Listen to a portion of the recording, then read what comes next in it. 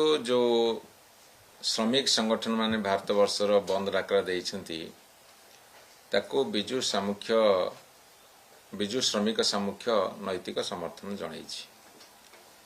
काहेकि ना जेतेबेले श्रमिक श्रेणी लोक मानकर दाना पानी हो रोजगार हो तापरे आक्रमण हबो सेतेबेले प्रतिवादर स्वर उठिबो। एवं आज जो भारत बंद डाकरा दिया जाइछंती जो भारत बंद डाकरा दिया जाइछि सेथिरे सरकार को चेतावनी दिया जाइछि भारत सरकार को। द्वितीय जनसाधारण पाखरे सचेतनतार वार्ता बहुत कम समय भितर बंद माध्यम पहुँचबार चेष्टा करा जाइछि। एठी प्रश्न उठुछि जे भारत वर्ष रे विशेष करी कृषकों संख्या अधिका, कृषि श्रमिकों संख्या अधिका एवं रास्ता घाट बंध बाड़ जिते सब डेवलपमेंट काम होची श्रमिकों संख्या भारत वर्ष अधिका। जदि सेमानंकु आमे उचित प्राप्य दबा नहीं विभिन्न आईन कानून करी सेमानंकर रोजगार को प्रतिबंधक लगेबा एवं 150 कोटी जो देशर लोक संख्या सेठी जदि सब ऑटोमेशन हबो जा फल कि श्रमिक माने काम हरेबे रोजगार हरेबे से जत्नवान हबानी ए समस्त कथा को भारत सरकार हृदयंगम करिया दरकार, चिंता करिया दरकार। मुनाफाखोर बड़ बड़ शिल्पपति मान को पोषिया को जाई श्रमिक मारण नीति चलिबा नाही। तेणु ये गोटे भल पदक्षेप। संवाय मंत्री कहउछंती बांधा टोका पजाय बुलछंती रास्ता रे संध्यार कहले सकाळ रेडी होउछंती आ यार प्रभाव किछि पड़िनी।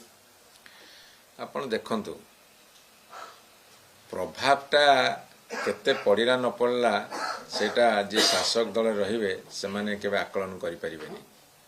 काना शासक दल रहिले एवं ऊपर स्तर रहिले से माने सबुबेले गोटे भिन्न चिंताधारा रहिबे जेमिति सबकिछि ठीक ठाक चली तांको भावना भितर रहिबो।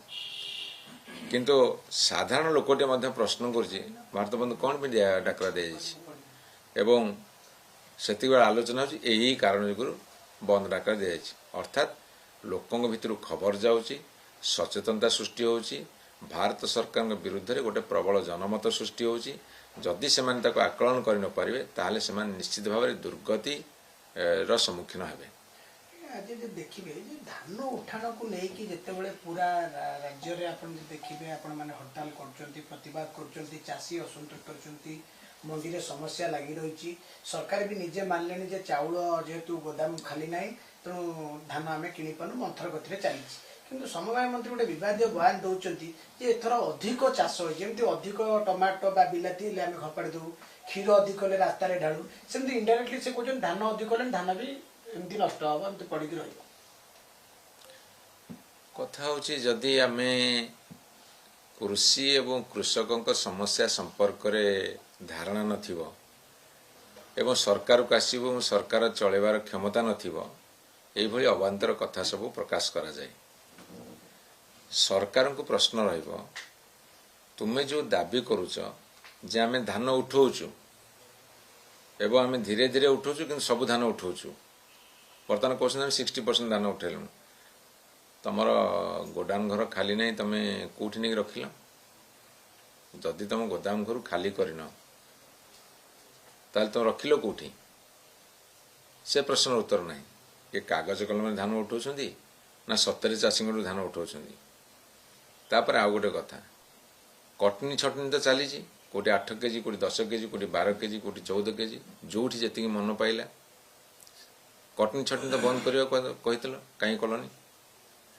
तापरे टार्गेट मध्य कम देइछ जो चाषी गत वर्ष 50-60 क्विंटाल दउतला कि 100-150 क्विंटाल दउतला एथर ताकू टार्गेट 50% देइछ। तापरे टोकन जेबे इश्यू कल धरतु जन को टोकन जनवरी मास इश्यू कराई ताकू मार्च मास धान उठा तारीख धार्य कराई एमाने भितर को जाउछंती ना ऊपर ठारे भाव कहउछंती ना चाषी प्रति संवेदनशीलता अच्छी ना से माने प्रकृत रे चाषी 2 पैसा पाऊ से जत्नवान होउछंती किछि नहीं। आपण गोटे पटे 800 टका देले अधिका इनपुट सब्सिडी केंद्र सरकार तो चिट्ठी लिखिलानी दे परिबनी तार भाग्य भविष्य कौन हम जना नहीं କିନ୍ତୁ ଆଉ ଗୋଟେ ପଟେ କଟନି ଛଟନି କରିକି ଯଦି 10 କେଜି 12 କେଜି କାଟିବେ ତାହେଲେ ସେଇ ବାଟେ ତ ବାକି ପଇସା ନେଇଗଲେ, ଡାହାଣ ହାତରେ ଦେଲେ ବାଁ ହାତରେ ନେଇଗଲେ। ଧନ୍ୟ ସରକାର। ତାପରେ ମିଲର ଆଉ ସରକାର ମଧୁଚନ୍ଦ୍ରିକା ବର୍ତ୍ତମାନ ଲୁଟିକି ଖାଇଗଲା ଅବସ୍ଥା ଅଛି, ପୁରା ଲୁଟି ଦେଉଛନ୍ତି।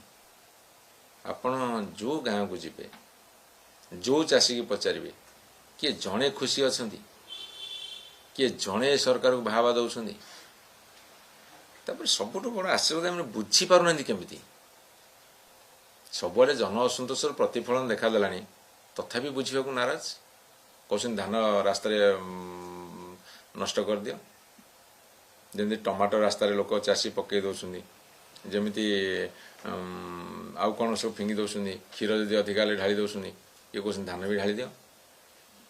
ଅସମ୍ଭବ ସରକାର ଇଏ। ଆଉ ଗୋଟେ ପ୍ରଶ୍ନ ରହିବ ଯେ ମନ୍ତ୍ରୀ କହୁଛନ୍ତି ଷ୍ଟୋରେଜ କାପାସିଟି, ପୂର୍ବ ସରକାର ଷ୍ଟୋରେଜ କାପାସିଟି ପାଇଁ କୌଣସି ବ୍ୟବସ୍ଥା କରୁନଥିଲେ, ଆମେ ଷ୍ଟୋରେଜ ପାଇଁ ବ୍ୟବସ୍ଥା କରୁଛୁ, ମଣ୍ଡି କରୁଛୁ ଆଉ ଷ୍ଟୋରେଜ ବଢାଇବା ପାଇଁ ଚେଷ୍ଟା କରୁଛୁ, କିନ୍ତୁ ଷ୍ଟୋରେଜ କାପାସିଟି କଥା କୁ ନେଇକି ପୂର୍ବ ସରକାର କୁ ଟାର୍ଗେଟ କରୁଛନ୍ତି ମନ୍ତ୍ରୀ। ତାଙ୍କର କ'ଣ ହେଇଛି କି ସେ ଯେଉଁ ଟ୍ରମାରେ ଅଛନ୍ତି ବାହାରି ପାରୁନାହାନ୍ତି। ଯେଉଁ ବିରୋଧୀ ଦଳ ଟ୍ରମା ଗୋଟେ ତାଙ୍କର ଥିଲା, ସେଥିରୁ ବାହାରି ପାରୁନାହାନ୍ତି। ଯଦି ଆମ ବେଳେ 80 ଲକ୍ଷ କୁଇଣ୍ଟାଲ ଧାନ ସଂଗ୍ରହ ହେଉଥିଲା, ପୁଣି ତା ପର ବର୍ଷ ମଧ୍ୟ 80 ଲକ୍ଷ 85 ଲକ୍ଷ କୁଇଣ୍ଟାଲ ଧାନ ସଂଗ୍ରହ ହେଉଥିଲା, ତାହେଲେ ମ୍ୟାନେଜ କେମିତି ହେଉଥିଲା? କଥା ହେଉଛି ଧାନ ସଂଗ୍ରହ କରାଯିବ ଖରିଫରେ ରବିରେ, ଯେଉଁ ବର୍ଷ ଧାନ ସଂଗ୍ରହ କରାଯିବ ସେଇ ବର୍ଷ ଧାନ ତା ସାଥିରେ ଚାଉଳକୁ ଦିଆହେଇଯିବ, FCI ନେଇଯିବ ବା ଅନ୍ୟାନ୍ୟ ସୋର୍ସରେ ଯିବ।